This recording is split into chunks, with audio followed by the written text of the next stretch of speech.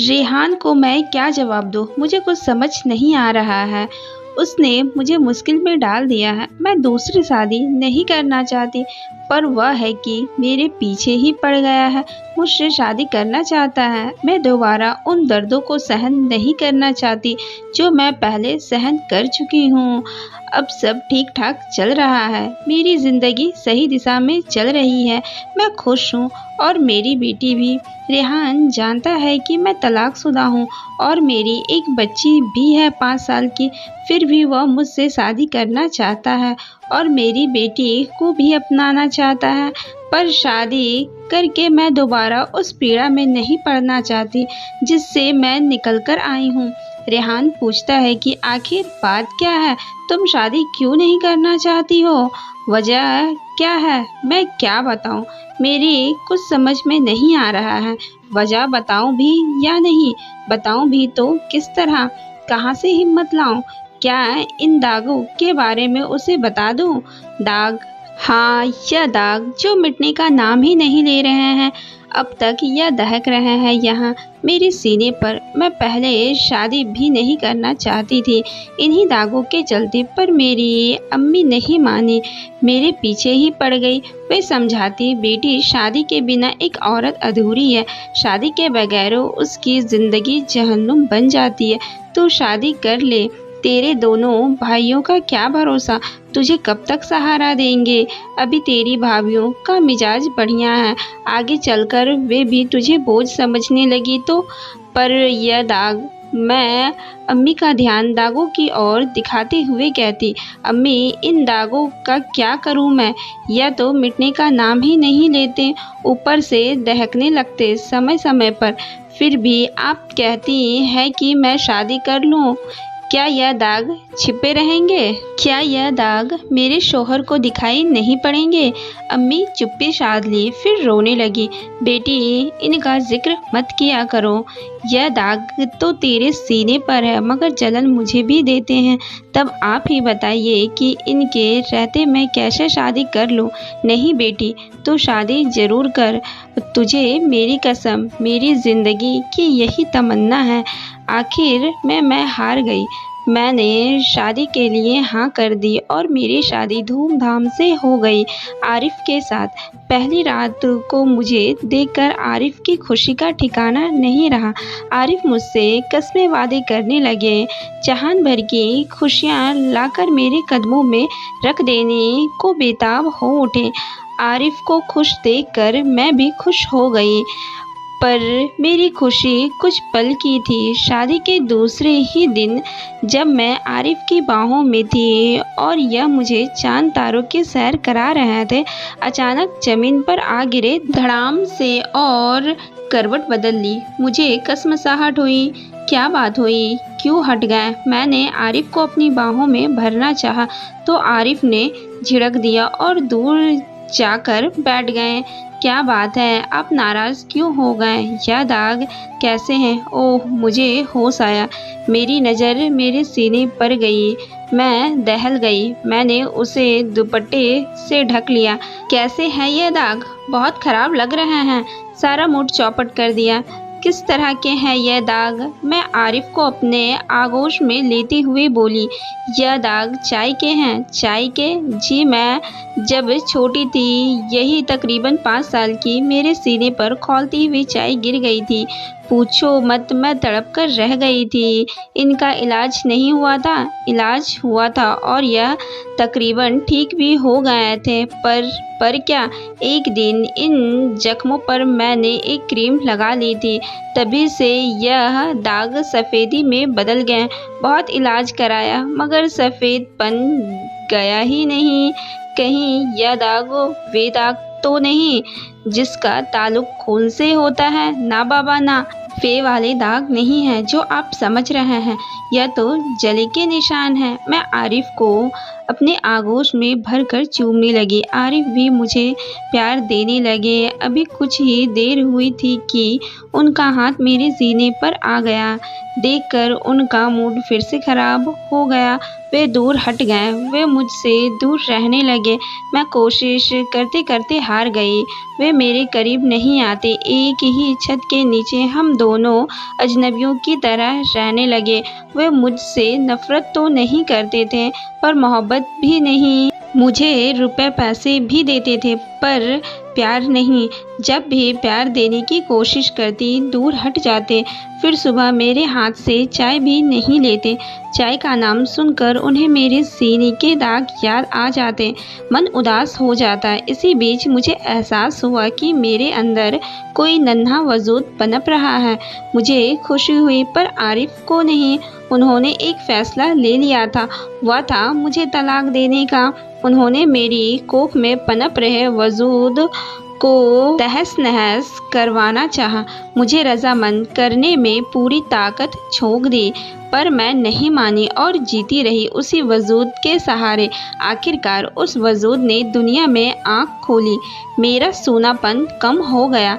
मैं उस वजूद से हंसने बोलने लगी। अपने गम को भूलने की कोशिश करने लगी।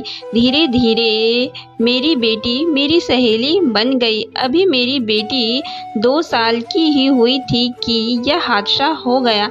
मैं अपने मायके में आई हुई थी। मेरे बड़े भाई के लड़का का अफीफा यानी मुंडन था। आरिफ भी आए हुए थे। रात को खाना खाने के बाद आरिफ की आदत है पान खाने की। उस रात वे मेरे मोहल्ले की एक पान की दुकान पर पान खाने पहुँचे तो मेरी ज़िंदगी में मानो कयामत सी आ गई। वही पान की दुकान पर आरिफ ने मेरे बारे में सुना क्या जानकर उन्हें सुनाया गया। मेरे बारे में बातें सुनकर वे चकरा गए। गिरते पड़ते वे घर वापस आए तो मैं उनके चेहरे को देखकर भाप गई कि हो ना हो कोई अनहोनी हुई है।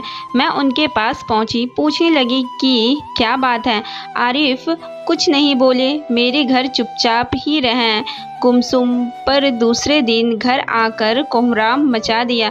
ऐसा कोहराम कि पास पड़ोस के लोग इकट्ठा हो गए। मस्जिद के पेशमाम साहब, मदरसे के मौलाना और मुफ्ती जैसे बड़े लोग भी बुला लिए गए और मेरे घर से मेरे वालिद साहब यानी मेरे पापा व दोनों भाई भी। बेचारी अम्मी भी रोती पीटती हुई आई। अम्मी को देखते ही मेरे आंखों से आंसू झरझर बहने लगे। अम्मी ने मुझे गले से लगा लिया। समझ गई कि क्या हुआ होगा। बाहर घर के सामने चबूतरे पर पूरी पंचायत जमा थी। मौलाना साहब मेरे ससुर से बोले, हाजी साहब आपने हम सबको क्यों याद किया? क्या बात है? मेरे ससुर ने अपना चेहरा झुका लिया, कुछ भी बोल नहीं पाए। मौलाना साहब ने दोबारा पूछा, आखिर बात क्या है हाजी साहब? मेरे ससुर ने अपना चेहरा धीरे से ऊपर उठाया और आरिफ की ओर संकेत किया। इससे पूछिए, पंचायत इसने बुलाई है, मैंने नहीं। अब मौलाना साहब ने आरिफ से पूछा, आरिफ बेटा बात क्या है, क्यों तकलीफ दी हम लोगों को? आरिफ बड़े अदब से खड़े हुए और बोले, मौलाना साहब मेरे साथ धोखा हुआ है, मुझसे झूठ बोला गया है। आरिफ गुस्से से बोले, मेरी बीबी ने मुझसे झूठ बोला है और धोखा दिया है, मेरे ससुराल वालों ने भी। मुफ्ती साहब बोले, आरिफ बेटा तुम्हारी बीबी ने तुमसे क्या झूठ बोला है? ससुराल वालों ने तुम्हें कैसे धोखा दिया है? हजरत यह बात आप मुझसे नहीं मेरी बीबी से पूछे। पूरी महफिल में सन्नाटा पसर गया। मेरे अब्बू अम्मी और भाइयों के ही नहीं, मेरे ससुर का भी चेहरा शर्म से झुक गया। मेरी अम्मी तड़प उठी। पर्दे के पीछे खड़ी मैं भी सिसक पड़ी। मुफ्ती साहब बोले, बताओ बेटी क्या बात है? मैं जोर जोर से रोने लगी। मेरी आंखों से आंसुओं का सैलाब उबड़ पड़ा। होंठ थरथराने लगे, जिस्म कांप उठा। मुझसे बोला नहीं गया। बोलती भी तो क्या? आरिफ ही खड़े हुए और गुस्से से बोले, हजरत यह क्या बोलेगी? बोलने के लायक ही नहीं है। यह सिर्फ यही नहीं, इसके घर वाले भी, मेरी अम्मी का रोना और बढ़ गया। मेरे अब्बू भी फपक पड़े। भाइयों को गुस्सा आया, उनकी मुट्ठियाँ बंध गई, पर अब्बू ने उन्हें चुप रहने का संकेत किया। और मैं सोच रही थी कि यह धरती फट जाए और मैं उसमें समा जाऊं, पर ऐसा होना नामुमकिन था। पेश इमाम साहब बोले, बात क्या है? मुझे बात भी तो पता चले। मेरी बीवी के सीने पर दाग है, उजले उजले चर्बी जैसी दिखाई पड़ती है। नज़र पड़ते ही मुझे घिन आती है। पंचायत में दोबारा सन्नाटा छा गया। आरिफ बोलते रहे, यह बात मुझसे छिपाई गई है, हम लोगों को नहीं बताई गई। इतना कहकर आरिफ थोड़ा देर शांत रहे, फिर बोले, और जब मुझे इसकी जानकारी हुई तो मुझे मेरी बीवी ने बताया कि यह दाग चाय के हैं, जबकि क्या, एक साथ कई मुंह खुले, जबकि यह दाग तेजाब के हैं। पंचायत में खलबली मच गई। आरिफ ने आगे बताया, कल मैं खैराबाद अपने ससुराल में था। वहीं एक पान की दुकान पर मैंने दो लड़कों को आपस में बातें करते सुना। मैं नहीं जानता कि वे लोग कौन थे। उनमें से एक ने दूसरे से पूछा था कि यार उस लड़की का क्या हुआ। दूसरा बोला था कि कौन सी लड़की? पहला लड़का बोला था कि वही हाजी अशरफ साहब की लड़की जिस पर एसिड अटैक हुआ था। दूसरा लड़का बोला था कि अरे उसकी तो शादी हो गई है, 2-2.5 साल हो गए हैं, अच्छा शौहर पाया है उसने। इतना सुना था कि मेरे होश उड़ गए।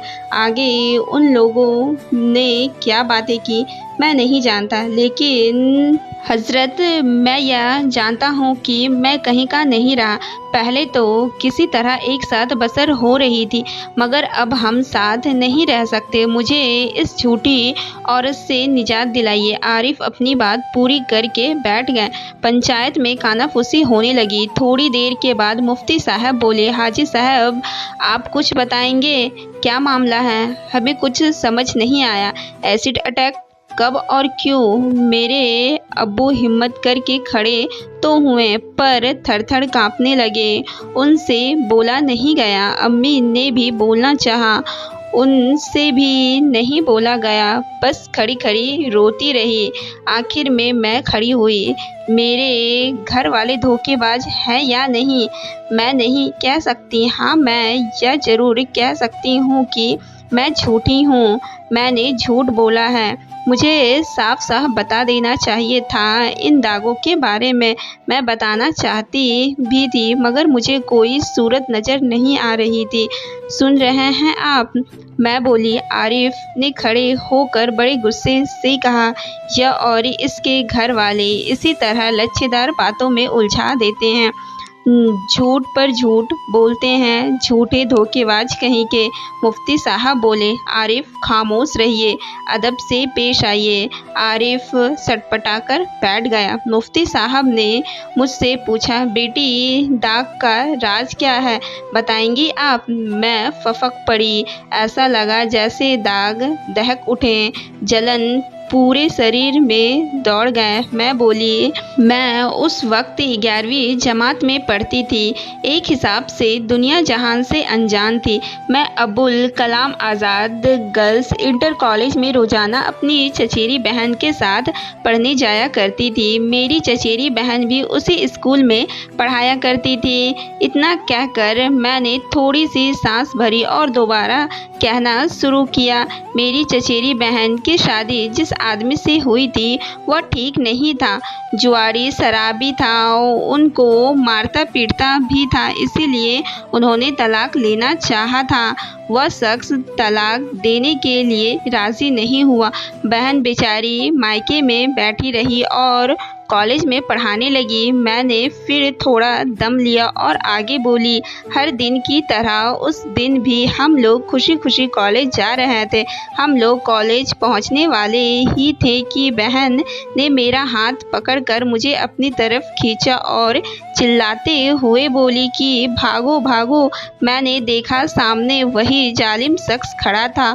वह पहले भी 1-2 बार बहन के सामने आ चुका था, उनका रास्ता रोक चुका था, उन्हें ज़बरदस्ती अपने घर ले जाना चाहता था। हमने सोचा कि वह आज भी वही हरकत करेगा, सो हम दौड़ पड़े। बहन आगे-आगे दौड़ रही थी और मैं उनके पीछे-पीछे। मुझे पीछे दौड़ता हुआ वह शख्स बहन के पास तक पहुंच गया। उसने एक हाथ से बहन का नकाब खींच लिया। बहन को ठोकर लग गई, वे वहीं सड़क पर गिर पड़ी। उस जालिम ने झोले से तेजाब की बोतल निकाली और उसका ढक्कन खोलकर एक झटके से उनके चेहरे पर उड़ेल दी। मैं भी तब तक उनके करीब पहुंच चुकी थी। तेजाब के छींटे मेरे चेहरे पर तो नहीं पड़े, हाँ मेरे सीने पर जरूर आ पड़े। मेरा सीना झुलस उठा, मैं गस खाकर गिर पड़ी। जब मुझे होश आया तो मैं अस्पताल में थी। मैंने बहन के बारे में पूछा तो पता चला कि उनकी मौत तो अस्पताल पहुंचते ही हो गई थी। मेरी दुख भरी कहानी सुनकर पूरी पंचायत में खामोशी छा गई। अजब तरह की खामोशी। 90% लोगों की हमदर्दी मेरे साथ थी, पर फैसला मेरे हक में ना रहा। फैसला रहा आरिफ के हक में। मेरे घर वालों ने सच्चाई छिपाई और मेरे झूठ बोलने की वजह से मेरा तलाक हो गया। मैं अपने घर वालों के साथ मायके चली आई। आरिफ ने बच्ची को लेने में कोई दिलचस्पी नहीं दिखाई। यह मेरे लिए अच्छी बात हुई। मैं अपनी बच्ची के बगैर एक पल जिंदा रह भी नहीं पाती। मैं बीएड तो पहले से ही थी और टीआईटी भी। अभी जब 1 साल पहले सहायक अध्यापकों की जगह निकली तो मेरा उसमें सिलेक्शन हो गया। यही 10 किलोमीटर की दूरी पर मेरी एक प्राथमिक विद्यालय में पोस्टिंग भी हो गई। वहीं मेरी मुलाकात रेहान से हुई। रेहान पास ही के एक माध्यमिक स्कूल में सहायक अध्यापक है। जब से मुझे देखा है अपने अंदर मोहब्बत का जज्बा पाले बैठा है। मुझसे मोहब्बत का इजहार भी किया है और शादी करने की इच्छा भी जाहिर की है। मैंने ना तो उसके प्यार को स्वीकार किया और ना ही उसके शादी के प्रस्ताव को। मैं दोबारा उस दर्द को झेलना नहीं चाहती। तो दोस्तों, यह थी आज की कहानी। और कहानी कैसी लगे हमें कमेंट कर ज़रूर बताएं। और दोस्तों, कहानी अच्छी लगी हो तो लाइक करें, शेयर करें और ऐसे ही इंटरेस्टिंग कहानी सुनने के लिए हमारे चैनल को ज़रूर से सब्सक्राइब करें। धन्यवाद। मिलते हैं नेक्स्ट कहानी में।